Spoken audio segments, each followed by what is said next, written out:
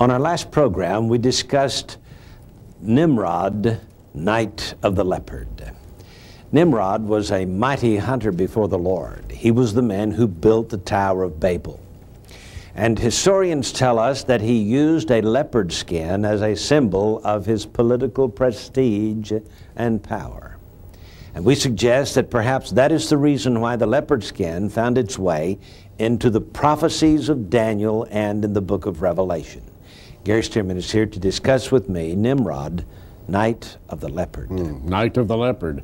And Nimrod, reviewing from our last get-together, means he who operates in the power of the leopard.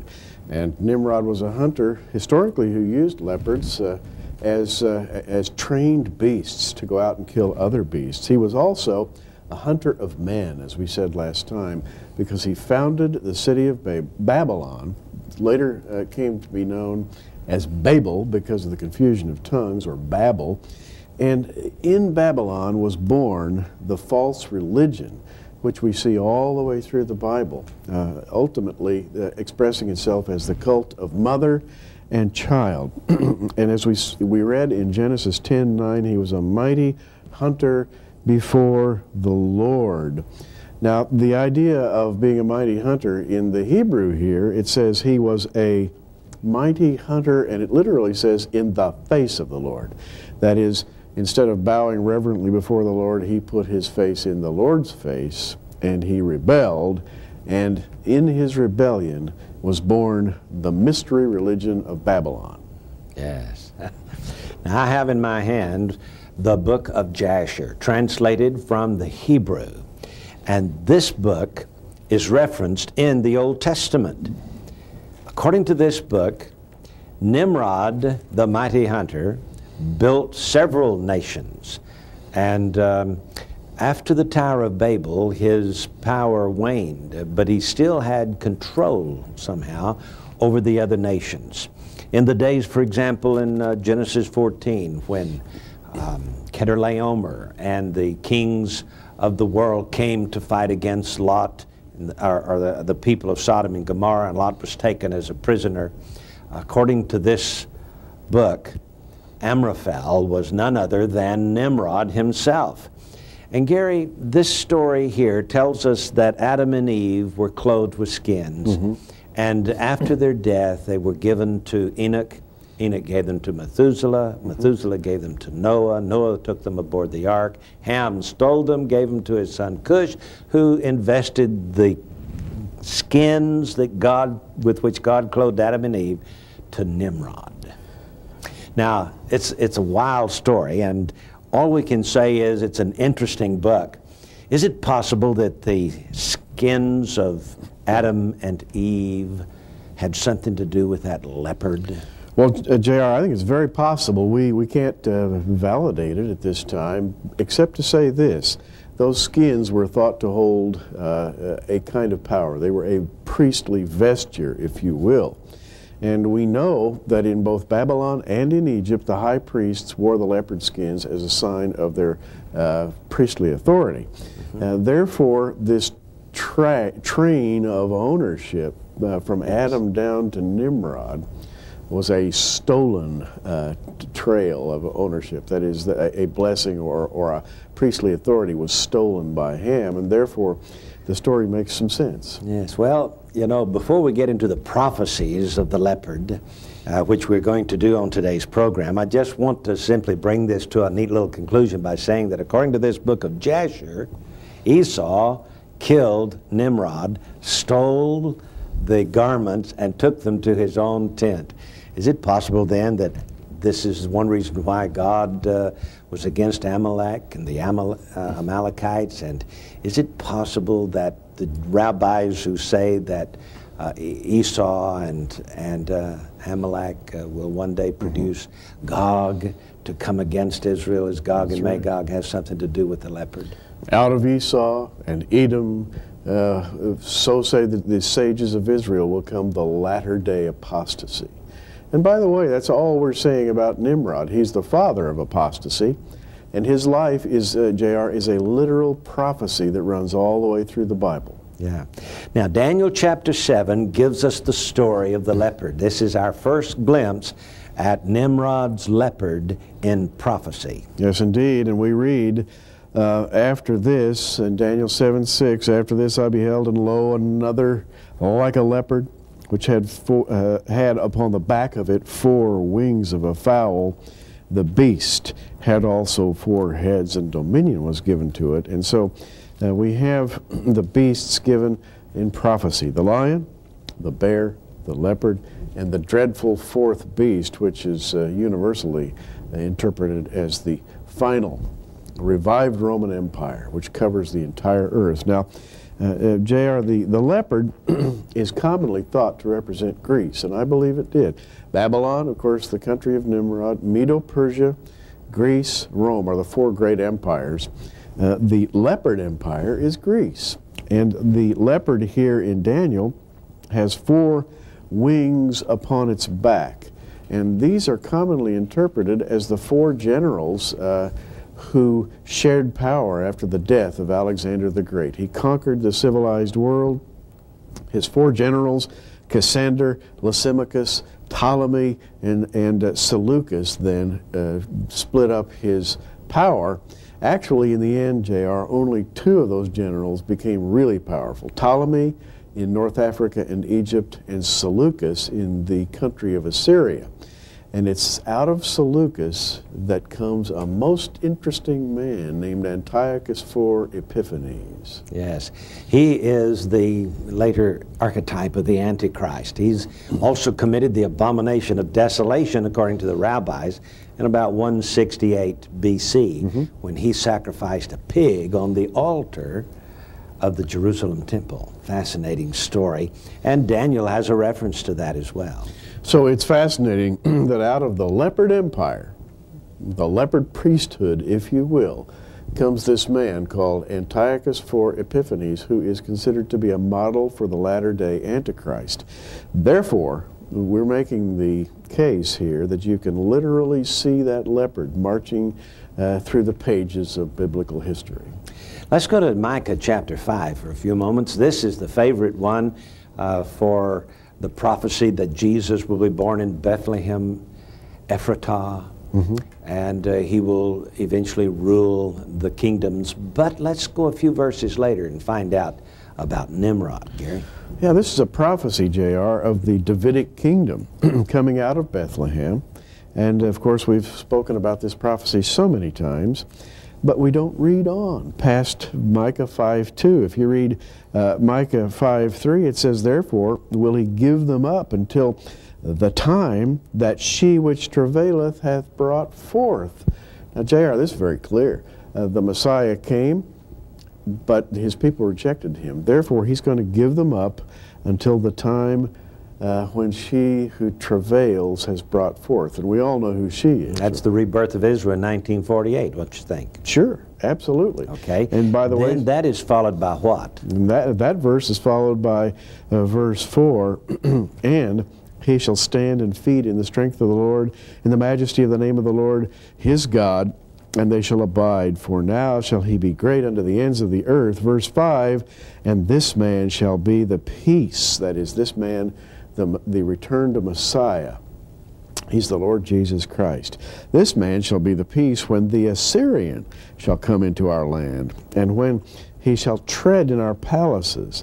Then shall we raise against him 7 shepherds and 8 principal men, and they shall waste the land of Assyria with the sword, and the land of Nimrod in the entrances thereof. Thus shall he deliver us from the Assyrian, when he cometh into our land, when he treadeth within our borders." So this is a picture of the future Antichrist. It would seem to be so. And by the way, we tie this to Nimrod, J.R., very interestingly, because Nimrod is said to have participated in the building of Nineveh, the great city of the Assyrian. Furthermore, he established the leopard priesthood, which was celebrated in Nineveh, the land of the Assyrian. And therefore, it is in the power of Nimrod that the Assyrian goes forth conquering and to conquer, to use a phrase, in the latter days. Now, this Assyrian is the depiction here of the Antichrist, referred to as an Assyrian. How can he be an Assyrian and of the tribe of Dan, and maybe come from another nation at the same time? Because he's an Assyrian in that he operates in this leopard priesthood. That is the Babylonian mystery religion. One aspect of it is in ancient Nineveh, the Assyrian. Well, it's a fascinating study. There's more to this, more of the prophecies of the leopard, and we'll give them to you when we return in just a moment. In Micah chapter 5, we are told that the Antichrist will have something to do with the land of Nimrod. And he's referred to as the Assyrian that enters into our land and overruns our palaces and so on. Now, this Assyrian Antichrist certainly could be typified in Antiochus 4 Epiphanes.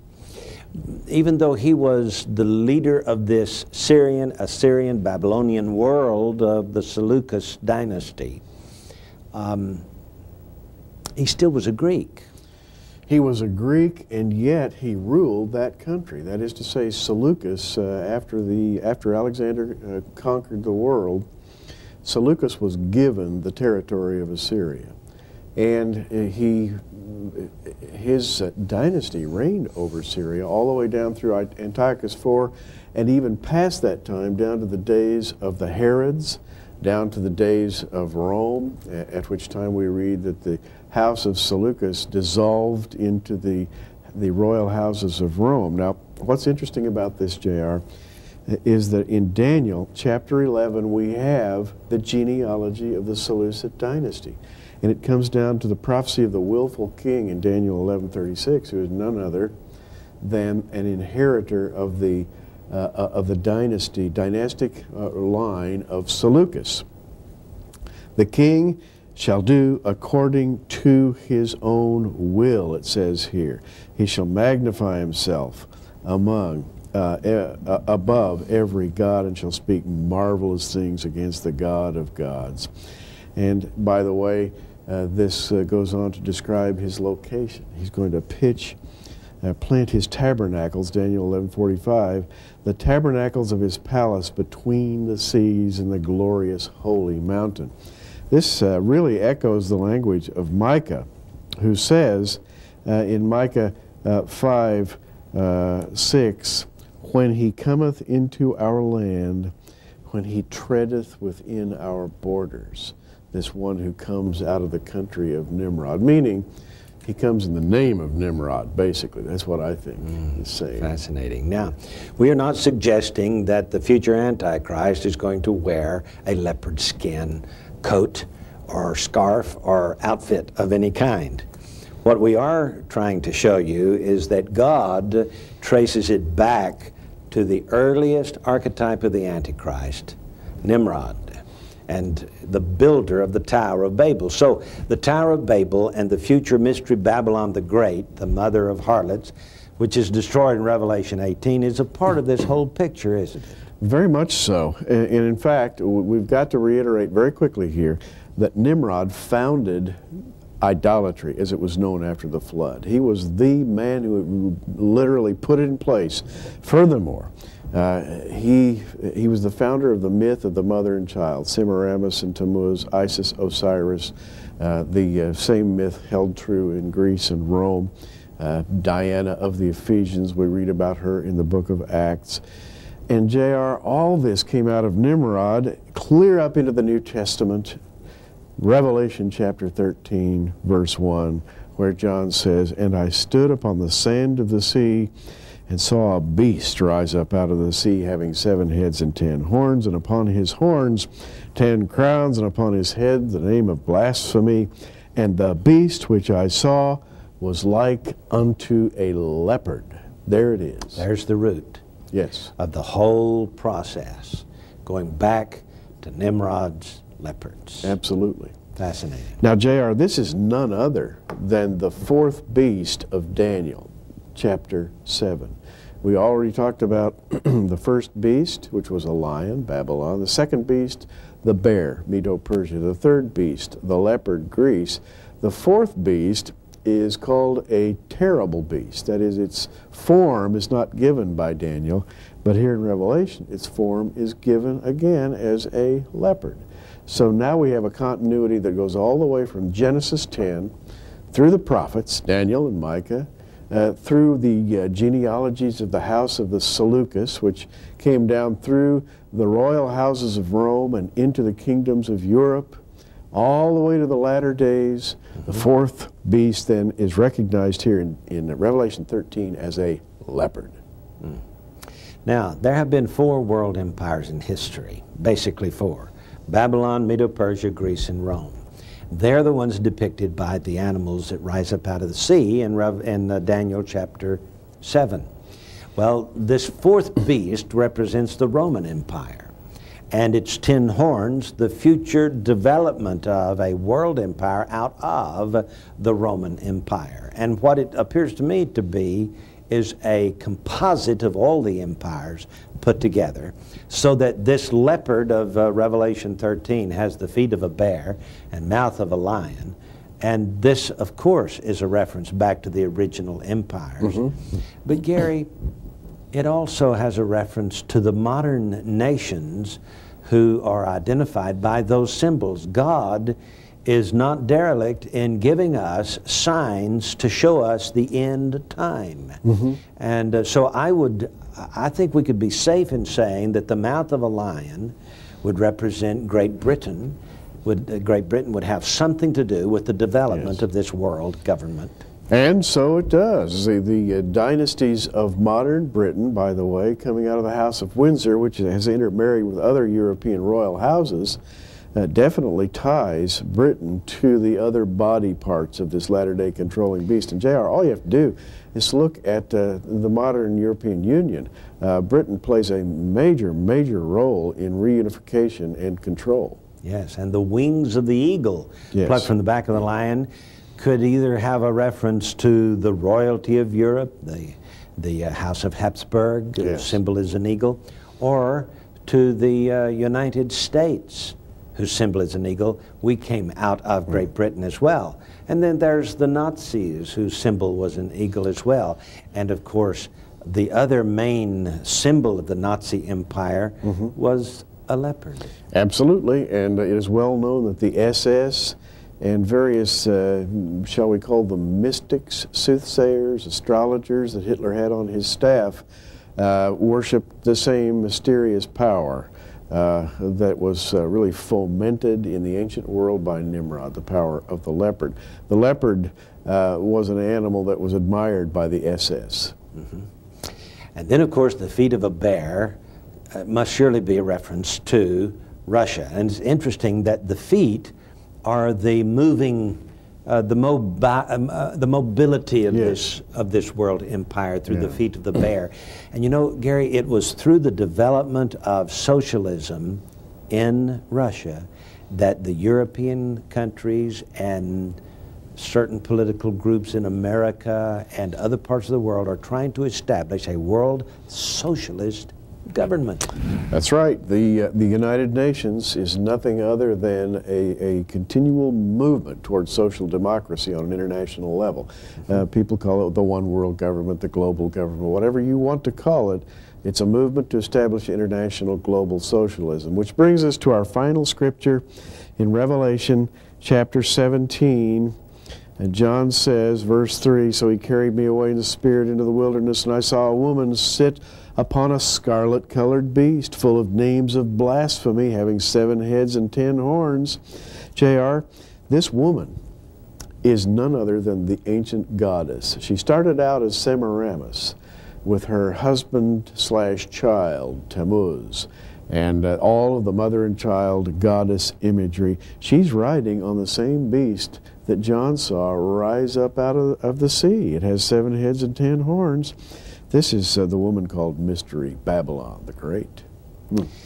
And you know, Gary, she rides upon the leopard. Yes. So it is under the symbol of this leopard, the mystical power of the mystery religion of Babylon, that she rises to power.